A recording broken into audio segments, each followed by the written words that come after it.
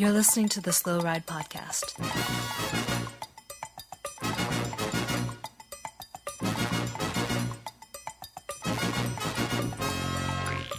Bikes, advice, and rumors straight from the source.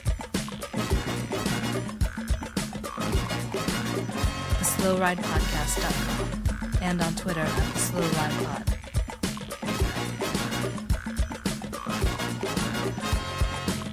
Enjoy the ride.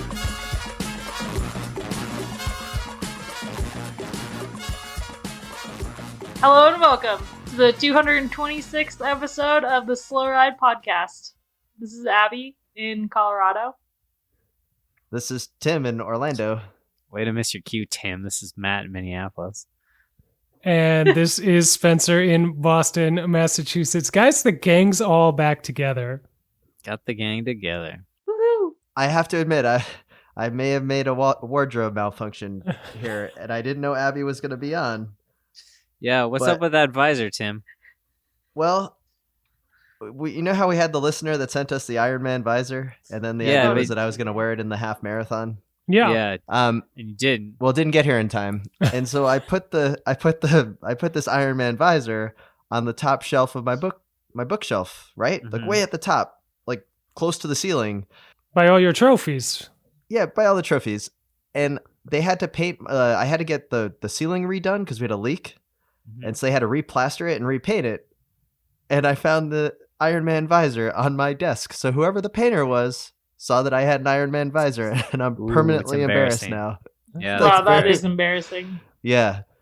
And so Maybe now, I should send you some compression knee socks to match. Oh, please. Oh, definitely.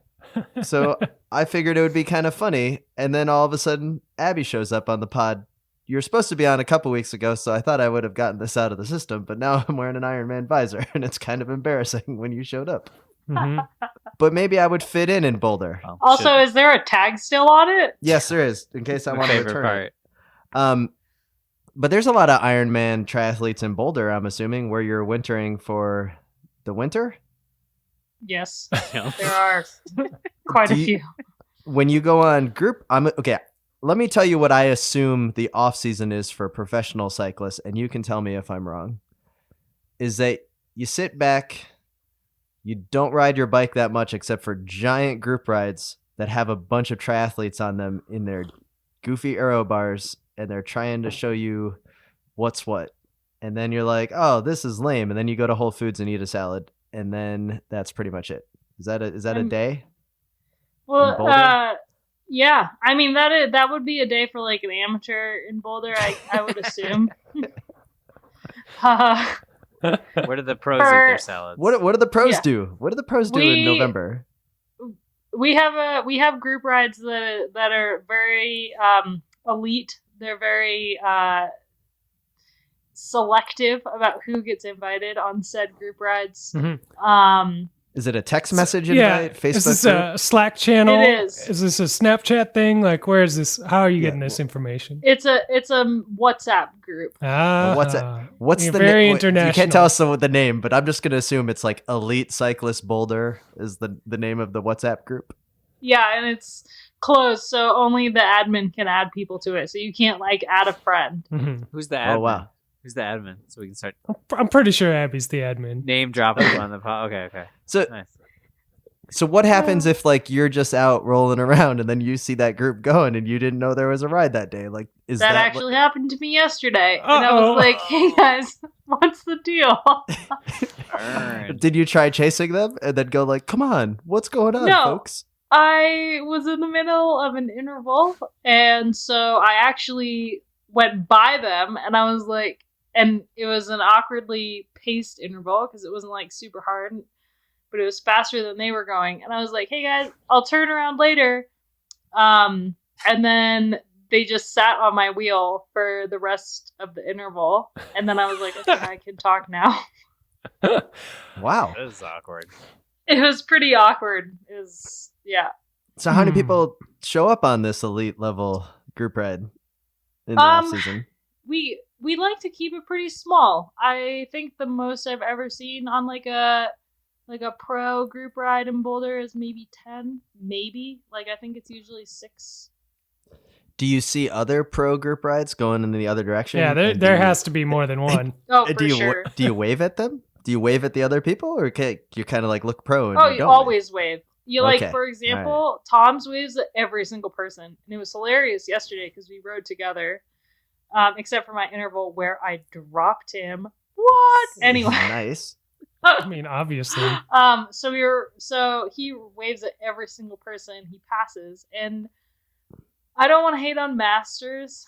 I know that they, are just living their best lives, but they Maybe. do not wave back. They're not even waving to Toms or you or pros They coming the other don't direction. wave to Tom's, who is like, he's a little bit of a big deal in the cycling world now, Yeah. and people don't wave to him, and he gets really frustrated, and it's pretty funny. Rightfully so. Wow. It kind of makes me feel better to know that it even happens to him. I mean, Yeah, he doesn't like people don't wave back at him, and he does not like it. so Yeah. little guy, let me just quick grill you here. If you were riding down the Greenway and you saw a guy come in the other direction in a full Trek Segafredo kit, Yeah. What would my first thought be? yeah, My first thought would be Cat 4. But then right. I'd probably notice that, maybe it's a little harder in winter. You guys got a lot of clothes on. But otherwise, you'd be like, who's that rail thin pro-looking dude? It wouldn't be like some newbie Cat 4.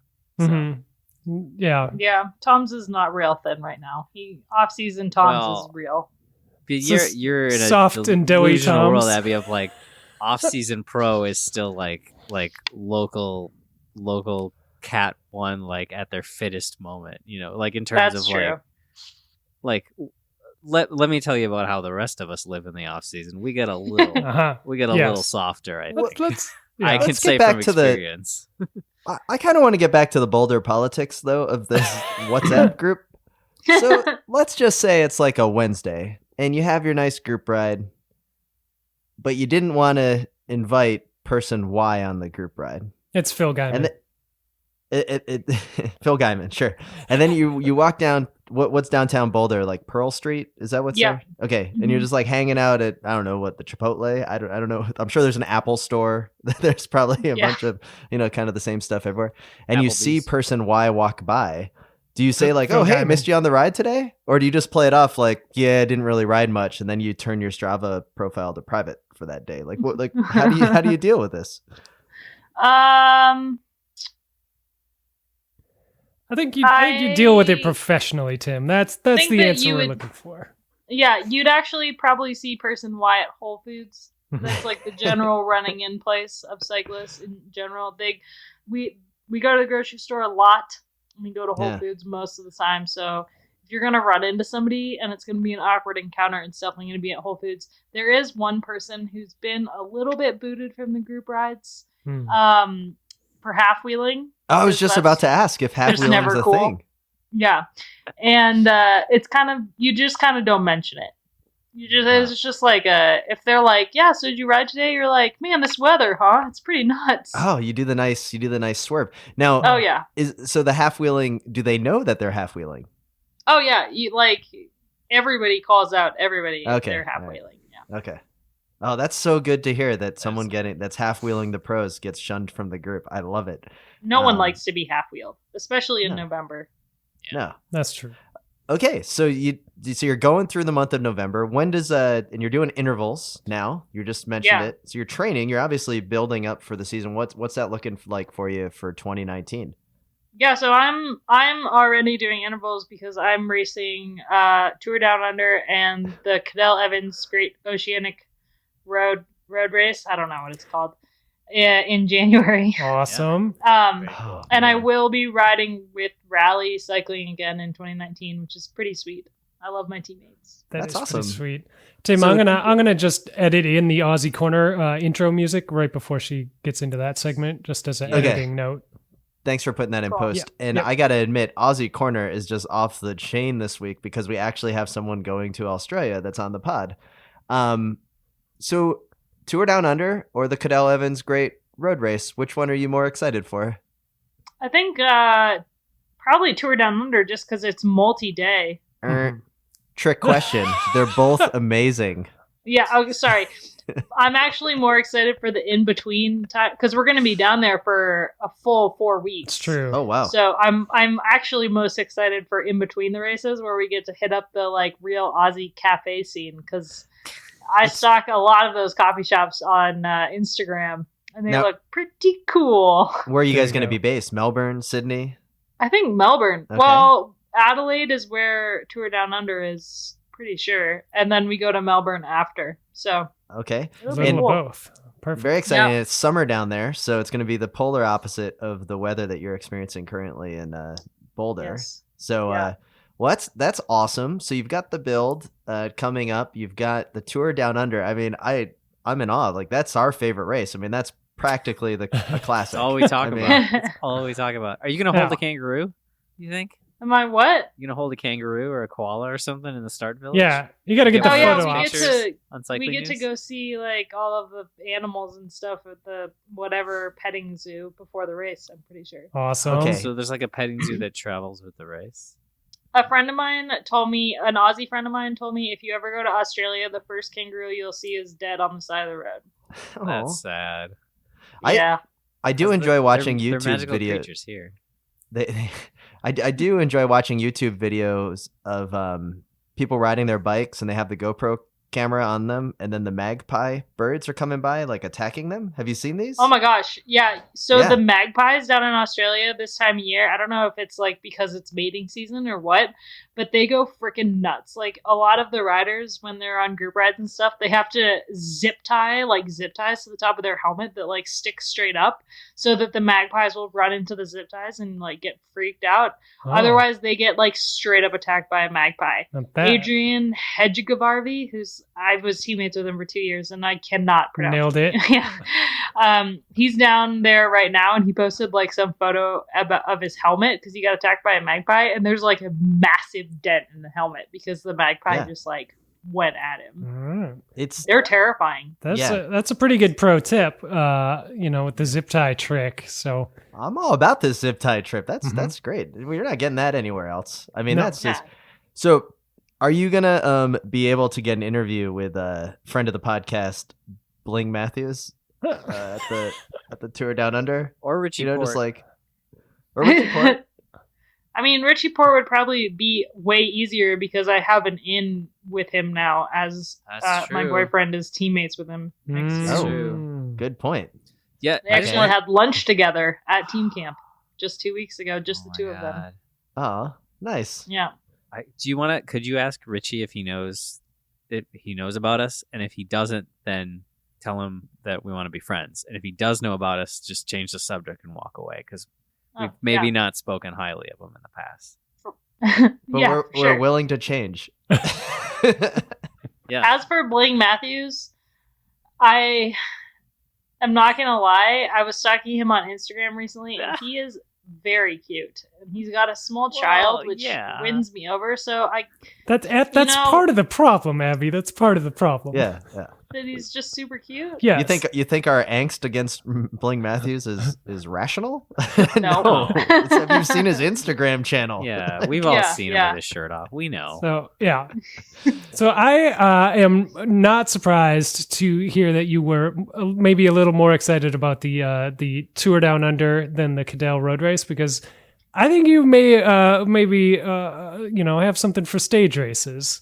It's been a while since we caught up with you, and we were very excited earlier this summer when you landed on the podium in Colorado. Yeah, thanks so much. It was cool. I was like listening to it, and you guys were talking about me, and it was really cool. I was blushing. It was pretty rad. Now, We this was were the- impressed, and we know that it was I don't know, not like a total surprise, but it was probably a pretty cool event for you. So Yeah, it was super cool. I mean, the first day was really bizarre. So it was like there was a dirt climb, and it was 4 stages total. And the first day was like a circuit race around Vale, and there was a dirt climb in it, which was kind of weird. And it started on the bottom of the climb, which was also a little bit weird. After going through a tunnel that was like a parking garage, which was also a little weird.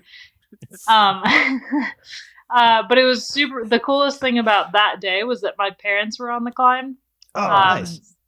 And so we did it like, I think 4 times, and every time I got to come through, and like my teammates, me and my other teammate, Sarah Poitevin, who's the defending Colorado champ, the team would set us up for like, I was going to try to do like a late race move, and she was just protected. And so every single time we went into the tunnel that went into the base of the climb, we had like a full-blown lead-out train. Mm-hmm. And actually the first time, the 2 girls that were on the front, Jillian Else and Allie Beveridge, they were going into the tunnel so fast that Allie just like completely lost control of her back wheel. And like I was behind Allie at that point, and I was like, they're going too fast. I'm just going to slow down, and I'm still going faster than everyone else.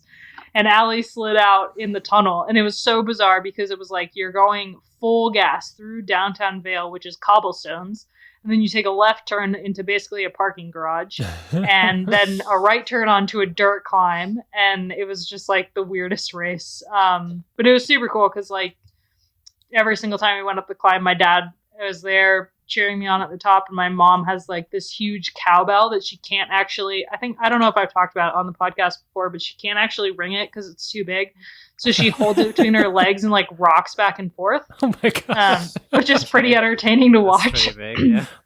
So, yeah. Have your parents been to a lot of your races before? Like, when did you start racing? As a junior, or No, I started racing. This is my 5th year racing. 5th year, okay. So yeah, they used to come to tour the Gila. They've been to all but one of my tours of the Gila, and whenever they're around, they come to races, which is, I mean, they really like it. They've always been like, my dad has always loved cycling, and I grew up watching the tour because he would every single July. It would be like, it's the tour, and I always was like, this sport is so dumb. Why are they wearing tights? And like, and you're both right. That's what's beautiful about cycling. yeah, exactly. So in the 5 years, have your parents ever worked the feed zone? I do have a pretty awesome story. So, my very first ever This pro is one race- hell of a segue, by the way. I didn't even plan that. Yeah. My very first ever pro race, I was by myself, but I was racing. It was like back before big races needed like a X number of teammates to be able to race it. So it was in Aspen, and it was when the Pro Challenge was in Aspen, and they had a women's race alongside it like forever ago. Like my first year racing, so this would have been in 2012 maybe.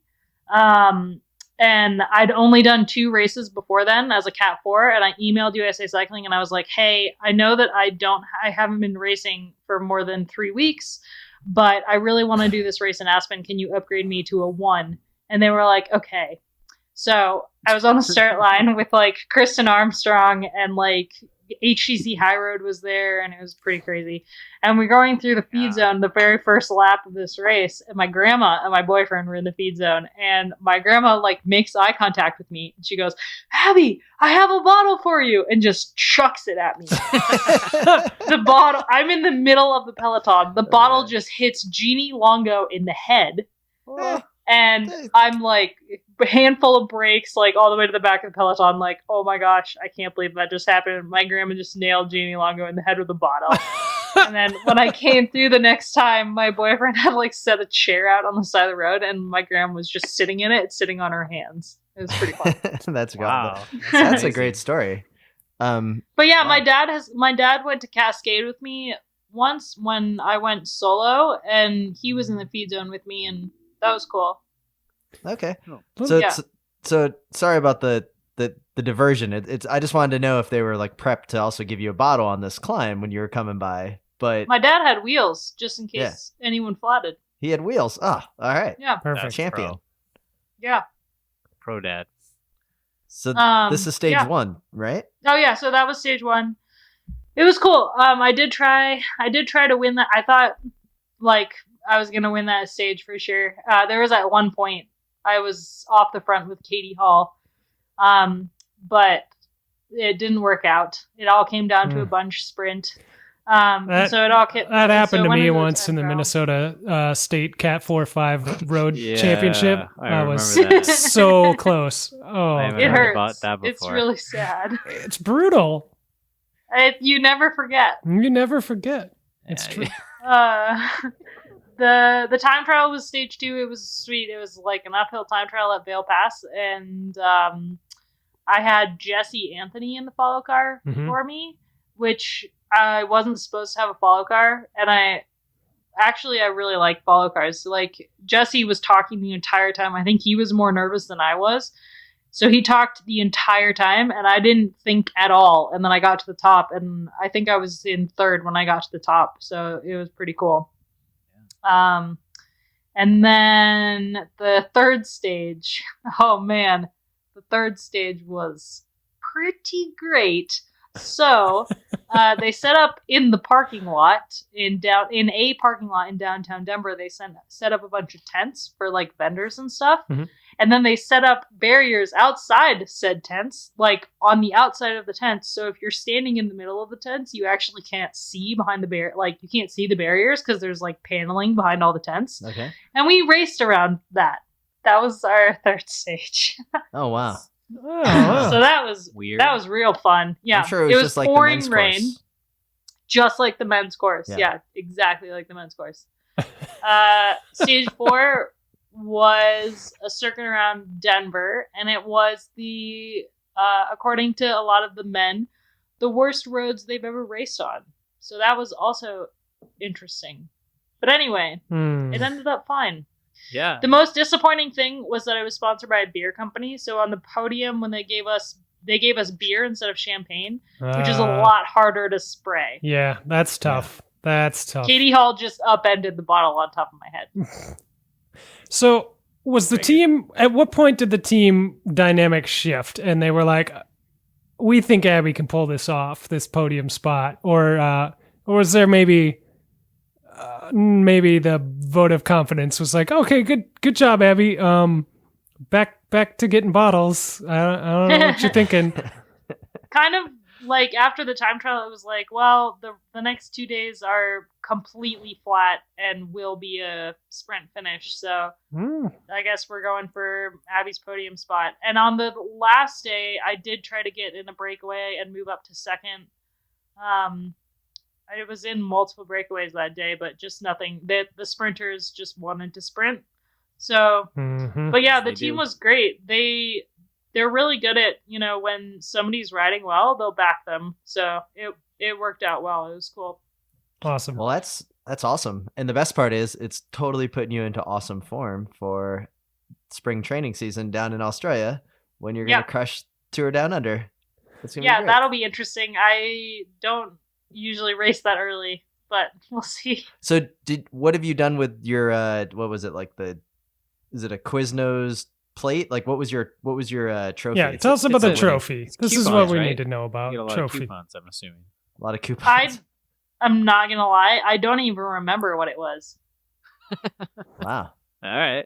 Could've Like you been- didn't get a stuffed animal or something? There's not something cool that you got? Like No, Katie Hall got like a really cool 10-gallon hat, Oh, okay. That's nice. but Ooh, she won. a 10-gallon hat. They're trying to That's- make that's the the sort of- Classica San Sebastian. Yes. That's Yeah. the sort of thing that seems cool, and then after the podium, you're like, what am I going to do with this giant hat? I It's- feel like Yeah. second place should have got a 5-gallon hat, and maybe you should have got a 2.5-gallon hat.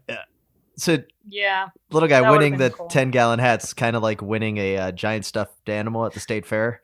And it's I like would- really awesome until you have to start walking it around, like when you're like going back to the Yeah. car and Well, I you're was bumping gonna people with it. Say it was like that time you had a party at your apartment like 100 years ago, and you had a guacamole contest, and I won the guacamole contest because I rigged the boat a little bit, like went around, shook some hands, made some deals. I don't think I had the best guacamole, but I won like a 50-gallon sombrero or something. Yeah. I picked up somewhere. Yeah. And it sat in the corner of my apartment for a long time, kind of like, I don't know, Tim gave it to, I don't know, I'm never gonna do anything with this stupid thing. And then eventually threw it away, I guess. I don't know.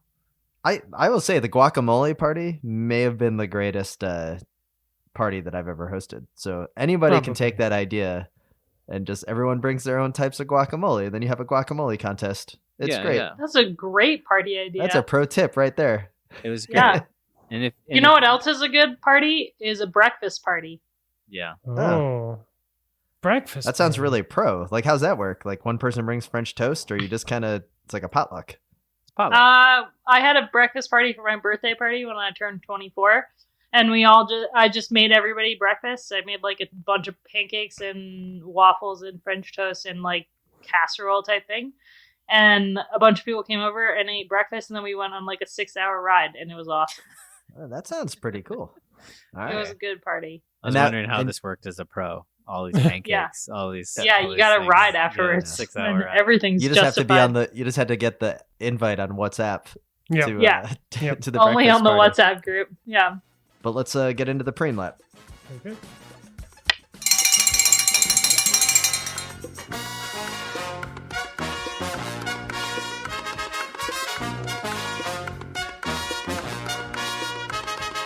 My name is Matthew Vanderpool, and I don't listen to the Slow Ride podcast.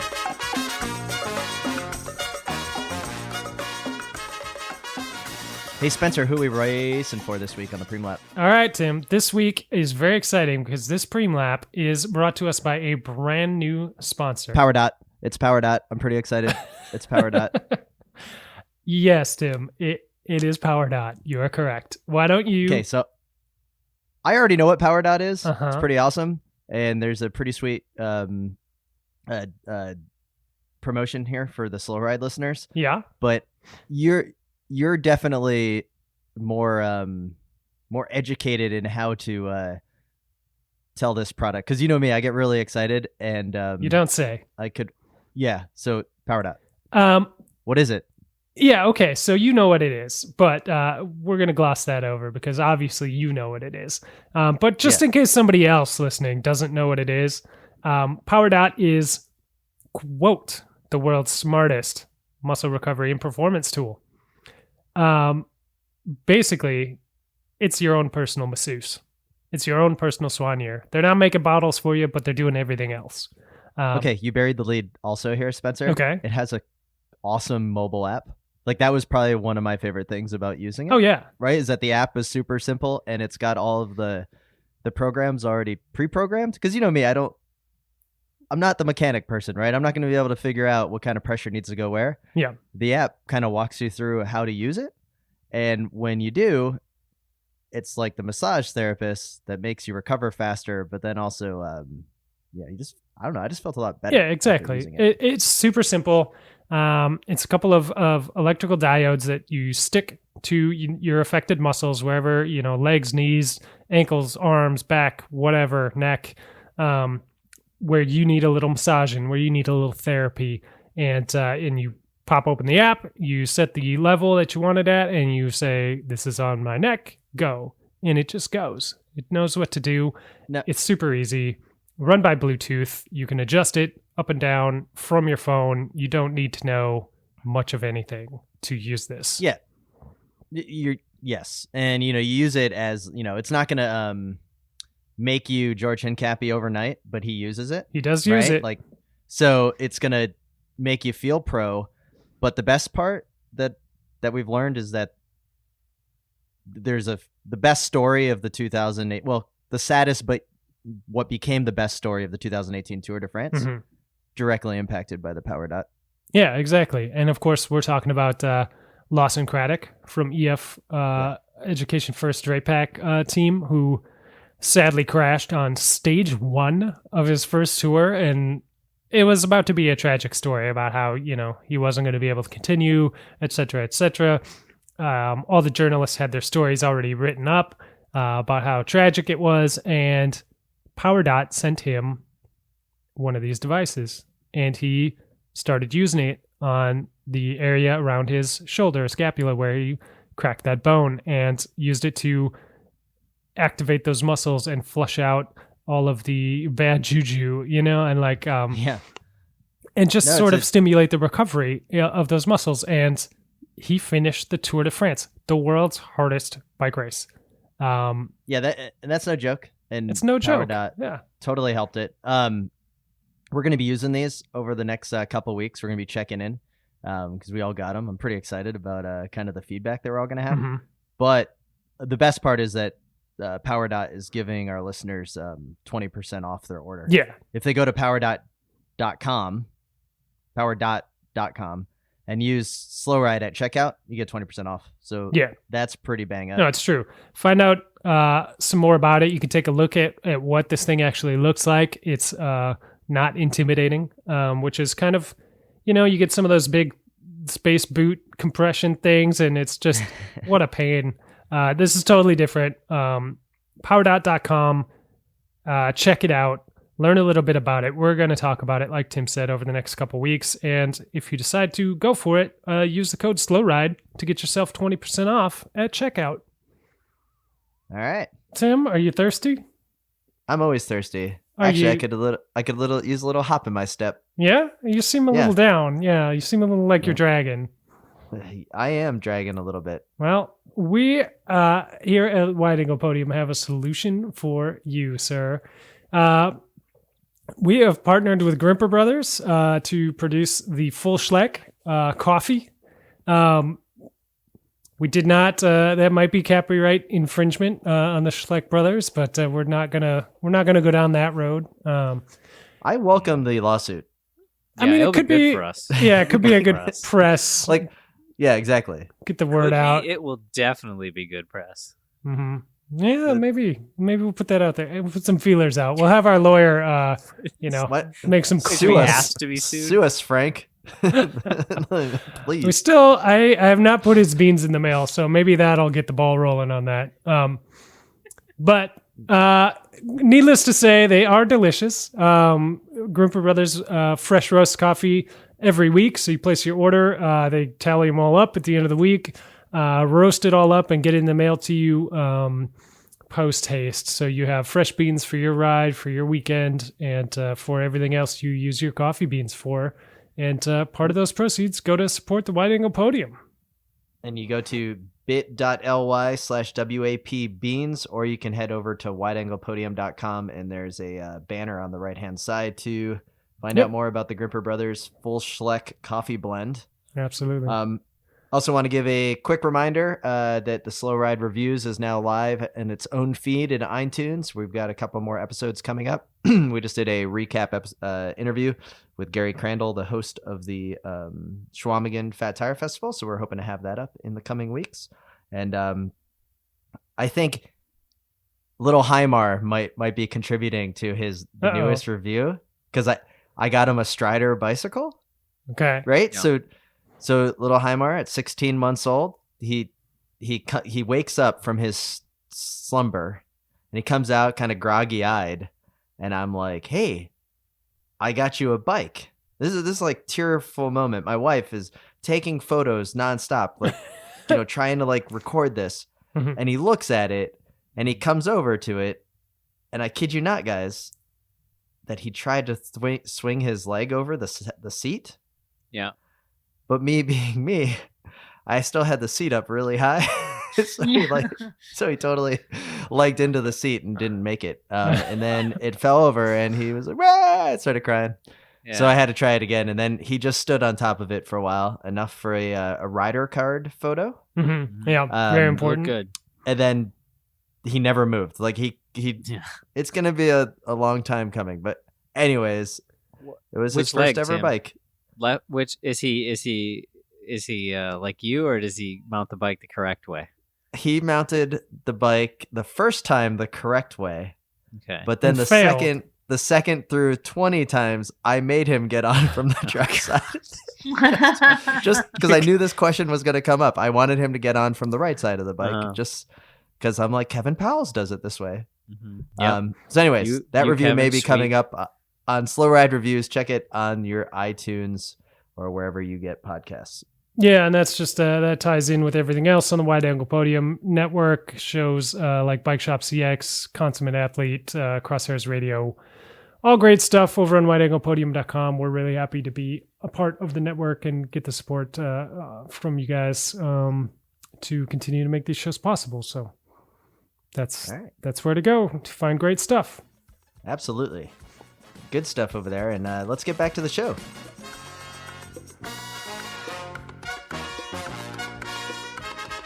What up? This is Storm Squinch, and you're listening to the Slow Ride Podcast. Hey, Abby, not very often that we Yes. get to have you on here, so let's do some quick rapid-fire questions. What was the first bicycle you ever owned? A Trek mountain bike that my boyfriend found in a junkyard. Ooh. Nice. And good. what was your first road racing bike that you had? The first road bike I raced on was actually my mom's K2, and it was very small for me. Wow. And then, so when did you start racing? So if you started racing in 2000, 2014 was my 14? first year racing full time. Okay. Like when that I started racing in the spring, and I raced all the way through the fall. But I started racing mountain bikes in college my senior year. Okay, and what Junior year? was your athletic background before coming over to cycling? I was a Nordic skier. Nordic skier? Okay. Yeah. What college? University of Vermont. Oh, Vermont. Okay, I knew that. Did you ever lose to Northern Michigan University in cross-country skiing? Well, I was only at Vermont for a year, 2 years, 1 year, 2 years, and then I transferred to Colorado. I was back at CU See how she Boulder. dodged that question, Tim. Yeah. Yeah. Yeah, Very well I done. did. I like it. dodged. Okay. So, you're a professional. So I Sure. understand that you need to tread lightly on some questions that we have on the podcast. But there is Uh-oh. one that was raised that's been brought to our attention a couple of times on Twitter, and a lot of folks copying a photo of arguably the best female cyclist right now in the world, Yolanda Neff, the new Trek professional racing team, and she has the damn sticker on the front of her helmet. What's up with that? Because she had that previously Mhm. on previous teams, and I always thought like, oh, that must be the helmet sponsor. And then when I saw it on her Bontrager helmet, I was like, wait, what? Like that? Oh, so it's a personal sponsor, but can they not find a better place to put it? I mean, to be fair, the point is getting everyone can see it, you know. That's true. very So- true. It's prime real It estate. works. Yeah. But has anyone actually like looked up what it is, or does anyone actually like remember the name, or is it just like, oh gosh, Well, that what is could- it? I It's don't. the I don't sticker. know. That's all we know. No, but It's a you. sticker. One of you told me about what it was before, and I forgot. Like instantly, It's forgot. a sticker. That's literally all I So- know. It's a sticker. Maybe it's a personal sponsorship that's just through the end of the year, right? Like there Possible. is that chance. Because I don't think that Trek would be like. I mean, I don't know. Like, it's a super cool company, so they might be fine with her having a personal sponsor like all the way through next year. But their helmets are cool, so I don't know why That's they. Yeah, they wouldn't buy out the rest of that contract at the very least or something. Just being like, But- no, you can't put this sticker on the front of our helmet. Cross contracts are so weird because it's like halfway through the cross season, don't all the riders like switch teams? Yeah. yeah. January Yeah. 1st. And when it It's- happens on a weekend, it's wonderful because on Saturday they're on one team, and then on Sunday the first they're on a completely different team. You know what I really don't get is why road contracts don't end October 31st. They should. Make more sense. They really It should. would make so much sense because it's like all of a sudden all of these riders who've switched teams and stuff basically like have to drop off planet Earth for 2 months because they're on their new bikes and like new shoes, but they can't post anything online or can't be seen. It's, Mhm. Yeah. Yeah. So what do they do? They put like paper over the down A tube? lot of Like, shoe what- covers, a lot of masking tape, I imagine. Yeah. Yeah, a lot of tape. Yeah. All right. Well, it's a anyways, the Yolanda Neff, we asked the question a couple episodes ago on if the sticker sponsorship on the helmet was going to continue, and it looks like at the minimum it is continuing. Yeah. Maybe through the big tell will be January it- 1st. January first, 1st if the sticker helmet, if the sticker is still there. Maybe I it's want to the know if source there's of her aero power. benefits. I mean, Yeah, maybe. I'm it's, pretty sure maybe the it's- UCI is going to say no because there's some kind of aero benefit, kind of like the raised silicon on the jersey sleeves that some teams Mhm. had. Yeah, So- I bet Oh, yeah. you take that sticker away, back of the pack. So Tim, at the end of the day, are you team sticker or team no sticker? Like, I've is it come around part of her personality now, or at this point I'm team sticker because Okay. it is so ridiculous that and I feel like it's something I should embrace and flip a complete 180 on because I Yeah. really hated it 2 weeks ago and now I love it. and little guy, team sticker or team no sticker? I don't remember what it is. I'm gonna definitely find a sticker to put on my helmet for next week's cross races. Give me a little something extra. Give me that little something extra in the tank. So, that I need. so you're team sticker, okay? Yeah, I'm gonna be so team sticker. I'm literally joining the team for the rest of the season. And Abby, where are you falling on this? I am gonna have to say team no sticker Okay, finally, because it's just not a clean look, you know. I don't. Do we know if it's a sticker? I am in 100% agreement. It could be a sign, I guess. It could be classified as a sign. Inserted into the vents. Well, it looks pretty hefty. Like it doesn't look like just a little sticker Yeah. on the front of the helmet. It looks like It's like a vinyl. It's the girth. Yeah. Yeah. No, it looks It's like weighty.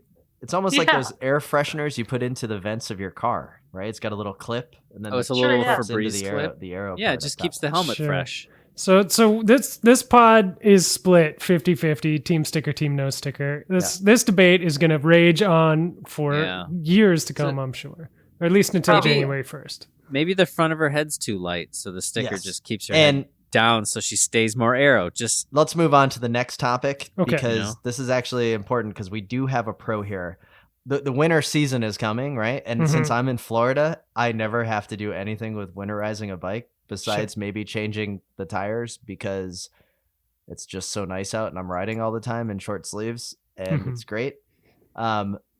Spencer, you're commuting right now up in Boston. Do you have Yeah. like a steed that you're using for the winter riding? And then also I want to Yep. know like kind of what a pro does in Boulder. Well, I don't know what you do in Boulder. But what I do is I've got the single speed setup. I've actually got a fixed gear setup, but it has 2 brakes on it because I do need to stop. Lame. But the fixed gear makes it so that, you know, very little can go wrong mechanically with the bike. So And then I've got a full fender setup and then front and rear lights, which is the fender setup that you currently have right now, is it like the classic PBR box on a fender, like on a bike rack on the rear? Is that what you're running, or is it like a plastic fender? No. I've got like the full like Portland style setup with the full fenders and everything. That's what I always liked riding with Little Guy because Little Guy was the only one that ever showed up on a team ride with full fenders. Yeah. Yeah, I really appreciated that, you guys. Yeah. When I need to ride for myself to get to work, it's full fenders. When I'm on a group ride and when I'm on a team ride with you guys, no fenders at all. Like, So Abby, what are you rocking full fenders in Boulder? Like, what's the code on your in your elite professional training is group? that going to get me kicked off the WhatsApp group if I showed up on a rainy ride with no fender? No way. People actually would like appreciate the fender because it means that they don't get spit up all over their face. Do you have a fender on your bike? So how I approach winter riding, for example, 2 days ago it was like, I don't know, 30 degrees Fahrenheit, 32 maybe. And I went out and I rode probably 12 minutes and then I came back home and I put my bike on the trainer and I rode the trainer for 2.5 hours. And then today it snowed like over a foot. Mm-hmm. So I hit up Zwift for like 3 hours. That's pretty much how I tackle the winter. Okay. So do you go between Zwift and another like training roads program, or are you just sometimes you're just on trainer? Zwift is pretty like solid because I am very lucky. Zwift sent me the Cyclops fancy trainer that plugs into the wall and then connects to Zwift. So if you're going up a climb in Zwift and it's like 10%, the trainer reacts and like the resistance changes. Yeah. So I it's like riding outside but harder. Do you have the Zwift fork mount thing? Have you seen this Zwift fork mount thing where No, I don't if you're have going that. up, it like raises up your... I feel like that's too much. It's a little crazy. It'd be a little bit I too don't- weird. I saw it at a bike shop, and so of course I jumped on it. And what's really weird is that it also lowers down. So if you're going down a descent, all of a sudden, Oh, and then that'd be I'm like elbows out terrifying. because I started getting really nervous. Mm-hmm. Tom's like, he's like way more hardcore than me, and he'll go ride outside when it's like super cold and snowy and stuff. Mountain bikes. Oh, that's, he does. That's so a he'll good trick. Okay. Yeah, That's the pro tip right there. That's the Yeah. best trick. Yeah. mountain bike. So little guy, when you're still rocking the Minneapolis winters, and we have nothing but respect. Now we do see you have grown an animal on your face to protect you across from the wind burn. It does help, I think, maybe. I don't know.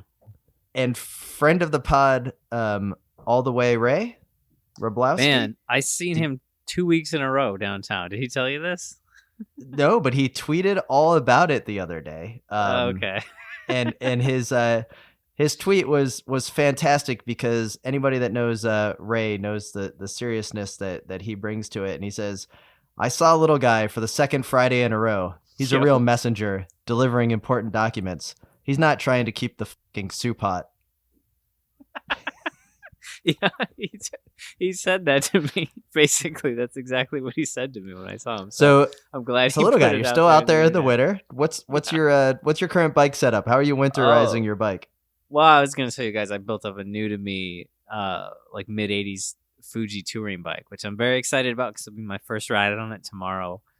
Which means it'll either work perfectly and be great, or break like 9 times on me at work tomorrow. Mm-hmm. And explode. But Narrator edit for you, Spencer. It broke. Yeah. We'll see. I'm excited though.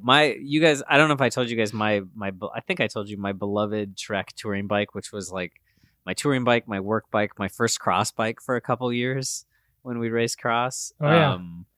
My Trek 520 cross bike ate it. I literally pushed my finger through one of the tubes when I was cleaning it.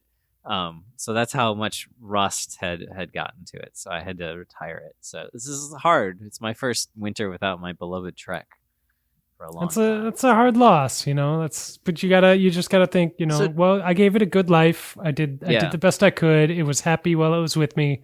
Yeah, And maybe it it's, was happy. it's moved on now. So what are It you had gonna the do same with the bottom frame? bracket for like 7 years, so it probably wasn't very happy. Okay, maybe The it was frame pissed is- off.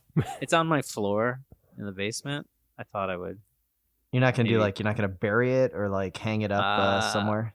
At some point, Yeah, I'll do you put ever it do up. anything cool, scrappers. like make it into like a lamp or something? Yeah. With No, old frames. I might keep the fork because I think the fork's okay, but I also haven't poked at it that much.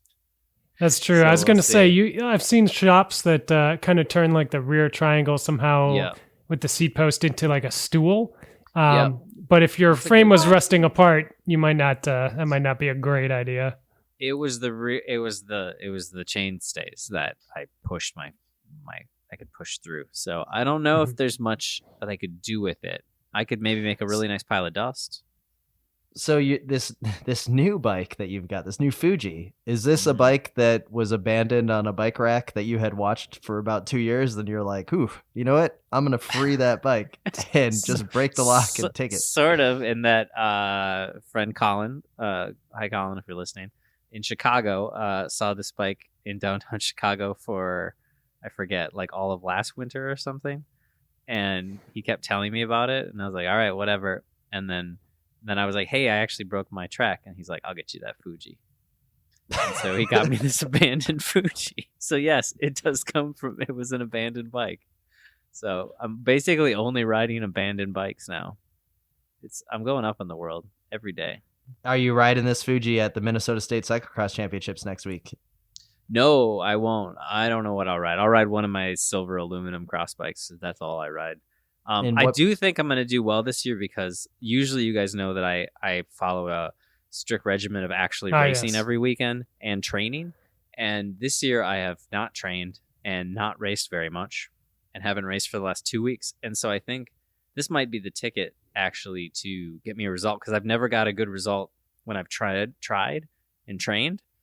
And I think this sort of bizarro approach might actually work.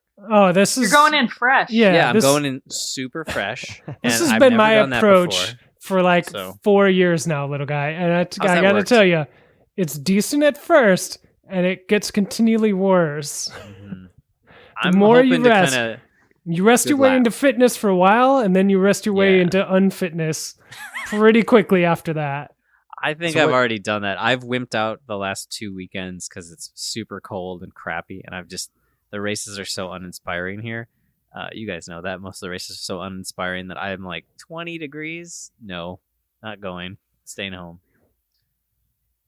Abby, in your contract, can you go race cross? In theory. You just don't want to, or you're like, No. eh. Actually, we've Are you kidding? discussed Did I this. just said it was 32 outside, and I rode the train over 2.5 hours Yeah. instead of riding outside. No, That like is your style, brutal. yeah. Yeah. Probably every 2 years, I watch a cross race, and I'm like, man, that looks super fun. And then I go and race, and I'm like, this is the dumbest thing I've ever done in my life. Now I have to Please, get off can my I bike? rewind time? Yeah. Really? See, I feel the opposite. I watch road races all the time, and I think that looks fun. And then every 2 years, I do one, and I'm like, what the hell? Yeah. It takes a specific kind of person for each race, I guess. No, it's true. Each their own. So a big part of my off-season training has been catching up. I'm actually rewatching because this has worked for me a couple seasons ago. In the past, I was watching the Gossip Girl series. God. That really did it for me. Like, I think it took me to the next level. Do you have anything similar going? Like, what are the pros in Boulder into right now? Like, what's the hot show? What should we be, downloading on our Netflix or our Roku boxes and What whatnot? should we be So- buying stock in? As you guys know, last weekend I went to Thousand Oaks and rode the Phil Guyman Great Grand Cookie Dough Mhm. Fondo. Mhm. And oh man, Thousand Oaks. Like, I'm just thinking about the fires. Oh right? And yeah, also the moment of shooting. silence Wow. for and the shooting. all of the riding there and all the Yeah. houses. Anyway, so I was there, and one of Phil Guyman's close friends is Michael Muni, who's an actor. On one of my favorite shows of all time, I have 3 shows that I've watched every single season, like in order, more than 7 times. Oof. And one of the 3 is Veronica Mars. Michael Muni plays Sheriff Don Lamb. And I've been trying to talk Toms into watching Veronica Mars with me for about 4 years now. And he met Sheriff Don Lamb and was like, all right, let's watch Veronica Mars. Did he introduce himself as Sheriff Sunland?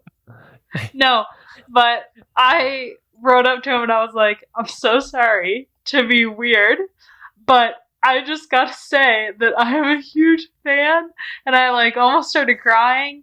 And then he took a selfie with me and he kissed me on the cheek, and I Whoa. sent it to like all my like girlfriends from high school, and they all were freaking out. It was amazing. Best So moment ever. Were you the only one at Yeah. Phil's Cookie Grand Fondo that knew him as the sheriff? Sheriff Don Lamb? Probably. So Yeah.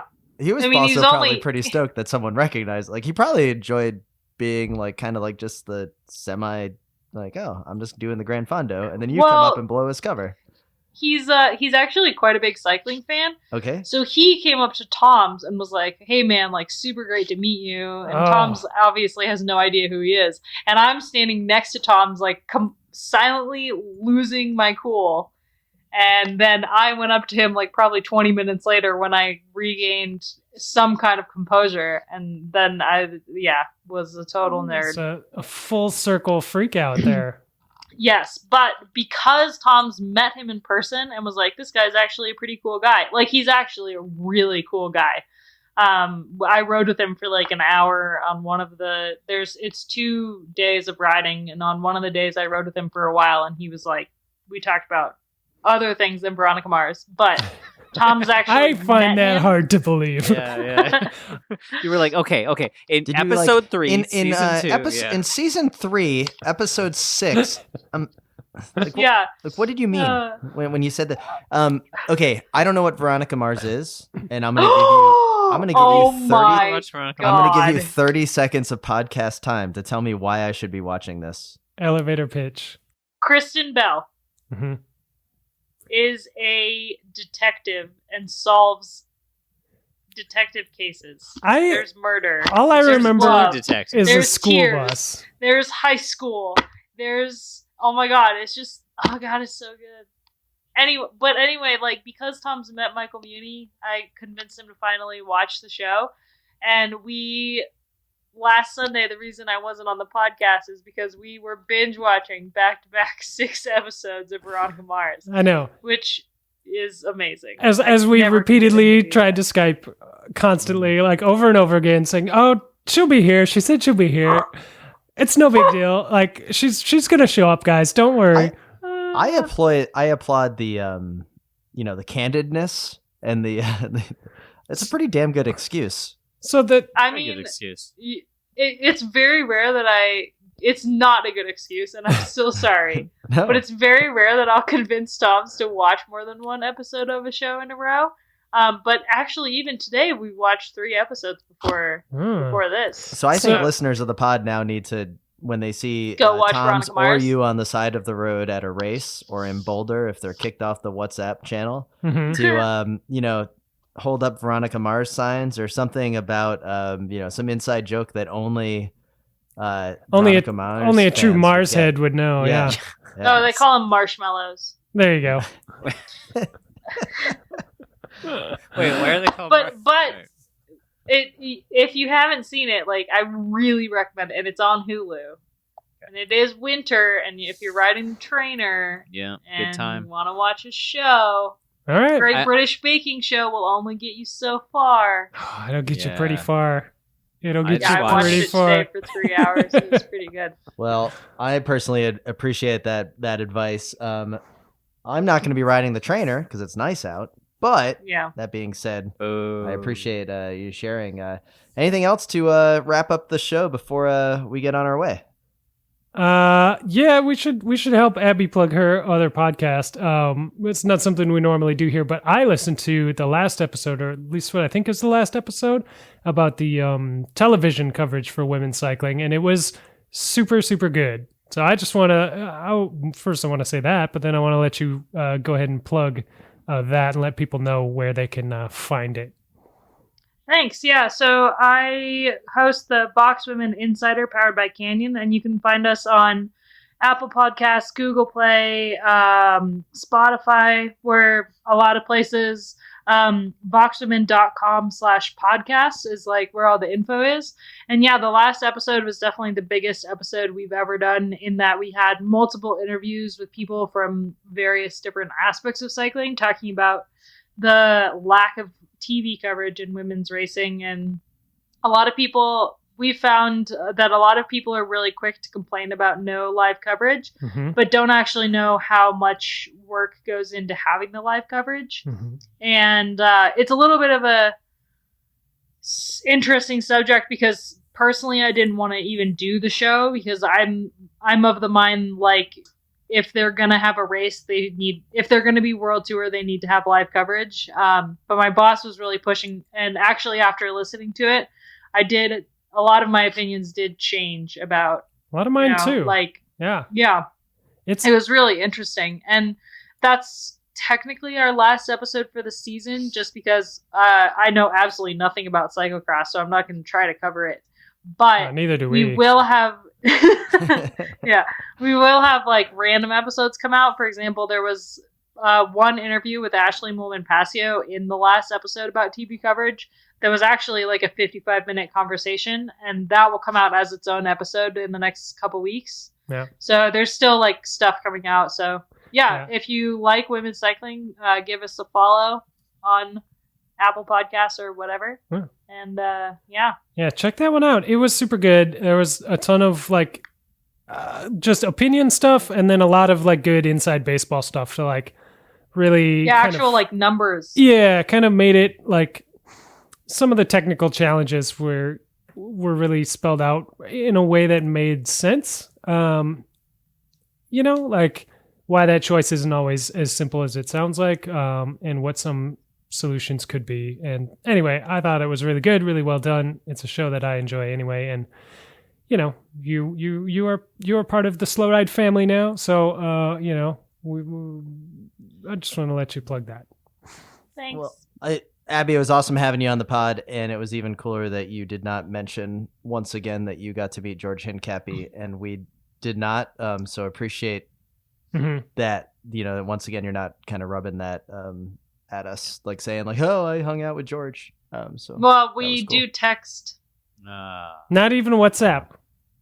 No, actual text Hang on. messaging. Okay, Would you invite him in the group? I was Would going to you say, invite him on the ride? question of the show.